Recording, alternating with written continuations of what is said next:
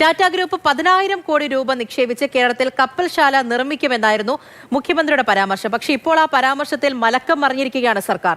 ടാറ്റ തന്നെ കപ്പൽ നിർമ്മാണ യൂണിറ്റ് സ്ഥാപിക്കും. എന്നാൽ 10,000 കോടി രൂപ നിക്ഷേപിക്കുന്നത് മിഷൻ സമുദ്ര പദ്ധതികൾക്കാകെയാണ് എന്നാണ് സർക്കാരിന്റെ വിശദീകരണം. ടാറ്റയുടെ കപ്പൽശാല 2025 പിണറായി സർക്കാർ ധാരണാപത്രം ഒപ്പിട്ട പദ്ധതിയാണെന്ന അവകാശവാദവുമായി പ്രതിപക്ഷവും രംഗത്തെത്തിയിട്ടുണ്ട്.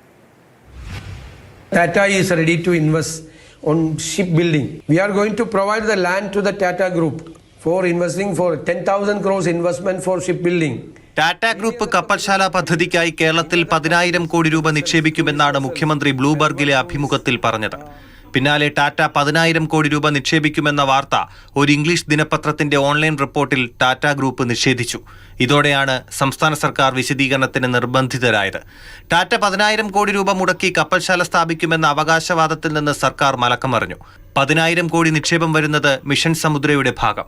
ടാറ്റയുമായി മാത്രം സർക്കാർ 10,000 കോടി രൂപയുടെ നിക്ഷേപ കരാർ ഉറപ്പിച്ചിട്ടില്ല. ഇതിലൊരു പദ്ധതിയാണ് കപ്പൽശാല പദ്ധതി. മലബാർ സിമന്റ്സ് ലിമിറ്റഡും ടാറ്റ പ്രോജക്ട് ഗ്രൂപ്പിന്റെ ഭാഗമായ ആർട്സ് ആൻഡ് എഞ്ചിനീയറിംഗ് ലിമിറ്റഡും ചേർന്ന് കൊച്ചിൻ പോർട്ടിലാണ് കപ്പൽ നിർമ്മാണ യൂണിറ്റ്. പദ്ധതിക്ക് ആവശ്യമായ പ്രധാന അനുമതികളെല്ലാം ലഭിച്ചു കഴിഞ്ഞതായി സർക്കാർ അവകാശപ്പെട്ടു. ഇതോടെ മുഖ്യമന്ത്രി എട്ടുകാലി മമ്മൂഞ്ഞാണെന്ന വിമർശനവുമായി പ്രതിപക്ഷം വിഷയം ഏറ്റെടുത്തു. ടാറ്റയുടെ കപ്പൽശാല പദ്ധതി 2025 പിണറായി സർക്കാരിന്റെ കാലത്ത് ധാരണാപത്രം ഒപ്പിട്ടതാണെന്ന വിമർശനവുമായി അന്നത്തെ വ്യവസായ മന്ത്രി പി രാജീവ് രംഗത്തെത്തി. ഒപ്പം ടാറ്റ ചെയർമാനുമായുള്ള കൂടിക്കാഴ്ചാ ചിത്രവും ഫേസ്ബുക്കിൽ പങ്കുവച്ചു. ആരുടെ ക്രെഡിബിലിറ്റി പോകും? മുഖ്യമന്ത്രിയുടെ അല്ല, കേരളത്തിന്റെ ക്രെഡിബിലിറ്റി പോകുന്നു. അല്പ സത്യസന്ധത കാണിക്കണ്ടേ? കഴിഞ്ഞ ഗവൺമെന്റ് ഇങ്ങനെ തുടങ്ങിയിട്ടുണ്ട്. അത് ഞങ്ങൾ ശക്തമായി മുന്നോട്ട് കൊണ്ടുപോകും. ഞങ്ങളും അവരും നമ്മളും ഒന്നിച്ച് മുന്നോട്ട് കൊണ്ടുപോയി നമുക്ക് ഈ പദ്ധതി യാഥാർത്ഥ്യമാക്കണമെന്നല്ലേ ഒരു മുഖ്യമന്ത്രി പറയേണ്ടത്?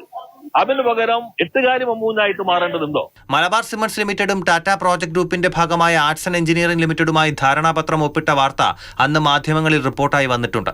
ഇതോടെ മിഷൻ സമുദ്രയുടെ ഭാഗമായുള്ള പദ്ധതിയാണ് ടാറ്റ ഗ്രൂപ്പ് നടപ്പാക്കുന്ന കപ്പൽശാല പദ്ധതി എന്ന മുഖ്യമന്ത്രിയുടെ വാദം പൊളിഞ്ഞു. PRD പുറത്തിറക്കിയ വാർത്താക്കുറിപ്പിൽ ഈ പദ്ധതി എപ്പോൾ രൂപം കൊണ്ടതാണെന്ന് വിശദീകരിക്കുന്നുമില്ല. മാതൃഭൂമി ന്യൂസ്, തിരുവനന്തപുരം.